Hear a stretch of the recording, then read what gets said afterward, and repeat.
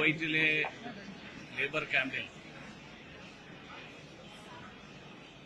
23 മലയാളികൾ ഉൾപ്പെടെ 50ഓളം ഇന്ത്യക്കാർക്ക് ജീവൻ നഷ്ടപ്പെട്ട സംഭവം അങ്ങേയറ്റം വേദനാജനകമായിട്ടുള്ളതാണ്.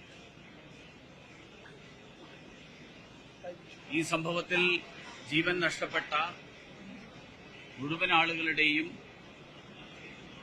ബന്ധുക്കളുടെയും സുഹൃത്തുക്കളുടെയും ദുഃഖത്തിൽ ഞാൻ പങ്കുചേരുന്നു. ഈ വിവരം അറിഞ്ഞ ഉടൻ തന്നെ കേന്ദ്ര സർക്കാർ, പ്രധാനമന്ത്രി നേരിട്ട് തന്നെ ഉന്നതതല യോഗം വിളിച്ചുകൂട്ടി കുവൈറ്റിൽ ആവശ്യമായിട്ടുള്ള രക്ഷാപ്രവർത്തനങ്ങൾ ഏകോപിപ്പിക്കാനും അതോടൊപ്പം ഇവരുടെ എല്ലാവരുടെയും മൃതദേഹങ്ങൾ നാട്ടിലെത്തിക്കാനും വേണ്ടിയിട്ടുള്ള നടപടികൾക്ക് രൂപം നൽകുകയുണ്ടായി. അതിന് നേരിട്ട് നേതൃത്വം നൽകാനായി കേന്ദ്ര വിദേശകാര്യ വകുപ്പ് സഹമന്ത്രി ശ്രീ കീർത്തിവർദ്ധൻ സിംഗ് ഇന്നലെ പ്രധാനമന്ത്രിയുടെ നിർദ്ദേശപ്രകാരം കുവൈറ്റിലെത്തി. അദ്ദേഹം അവിടെ എല്ലാ ആശുപത്രികളിലും പരിക്കുപറ്റി കിടക്കുന്ന ആളുകളെ നേരിട്ട് പോയി കാണുകയും അവരുടെ സുഖവിവരങ്ങൾ അന്വേഷിക്കുകയും അവർക്ക് ലഭിക്കുന്ന ചികിത്സയെ സംബന്ധിച്ചിട്ടുള്ള കാര്യങ്ങൾ ഏകോപിപ്പിക്കുകയും ചെയ്തിട്ടുണ്ട്.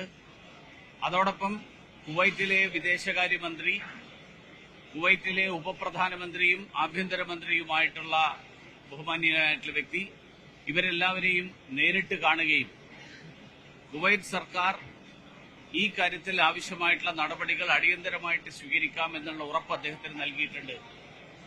ഈ വിമാനത്തിൽ മൃതദേഹങ്ങളെ ോടൊപ്പം തന്നെ അതിനെ അനുഗമിച്ചുകൊണ്ട് ബഹുമാന്യനായിട്ടുള്ള മന്ത്രിയും ഇവിടെ എത്തിച്ചേരുകയാണ്. ഇങ്ങനെയൊരു കാര്യം നടക്കുമ്പോൾ ഇത് രാജ്യത്തിന് മുഴുവൻ ദുരന്തമാണ്, രാജ്യത്തിന്റെ മുഴുവൻ ദുഃഖകരമായിട്ടുള്ള ഒരു സാഹചര്യമാണ്. പക്ഷെ അങ്ങനെയൊരു സാഹചര്യത്തിൽ അനാവശ്യമായിട്ടുള്ള രാഷ്ട്രീയ വിവാദങ്ങൾ ഉണ്ടാക്കാൻ ചില ആളുകൾ നടത്തുന്ന ആ ശ്രമം വേദനാജനകമാണ്. ദുരന്തമുഖത്ത് രാഷ്ട്രീയ വിവാദങ്ങൾ ഉണ്ടാവുകയല്ല വേണ്ടത്. രാജ്യത്തെ നിയമങ്ങളും നടപടിക്രമങ്ങളും പാലിച്ചുകൊണ്ട് എല്ലാവരും അത് പാലിച്ചുകൊണ്ട് പോകുന്നു എന്ന് ഉറപ്പുവരുത്തുകയാണ് വേണ്ടത്.